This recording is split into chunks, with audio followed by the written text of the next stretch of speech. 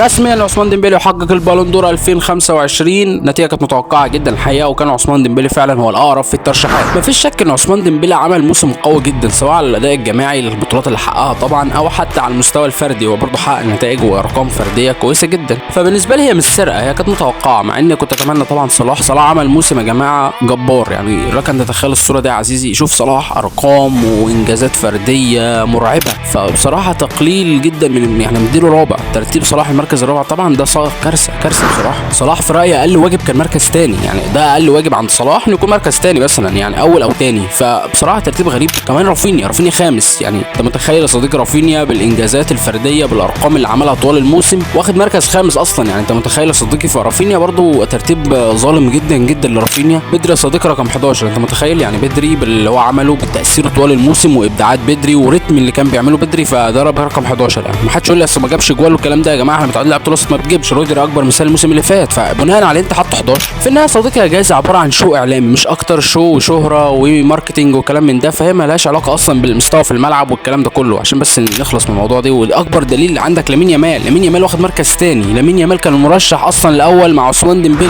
الجدير بالذكر يا صديقي ان الموسم اللي فات رودري فاز بالبالون دور على حساب فينيسيوس، لان فينيسيوس بتاع مشاكل وبتاع سوشيال ميديا وبوستات وحركات والكلام ده كله. طبعا لامين يامال كل الحركات دي بيعملها السنه دي، ومع ذلك هو الواجهه الجديد لكره القدم، هو اللاعب اللي فعلا مرشح البالون دور، ولو عمل بس اي انجاز فردي كانوا دول البالون دور. انت متخيل هو تاني ورافينيا خامس. رافينيا اللي هو عمل موسم كويس، لكن طبعا لامين هو الواجهه الجديده لكره القدم، هو واجهه برشلونه في السنين اللي جايه، فانا لازم احطه فعلا كواجهه للكوره، عشان كده تم اختيار لامين رقم 2.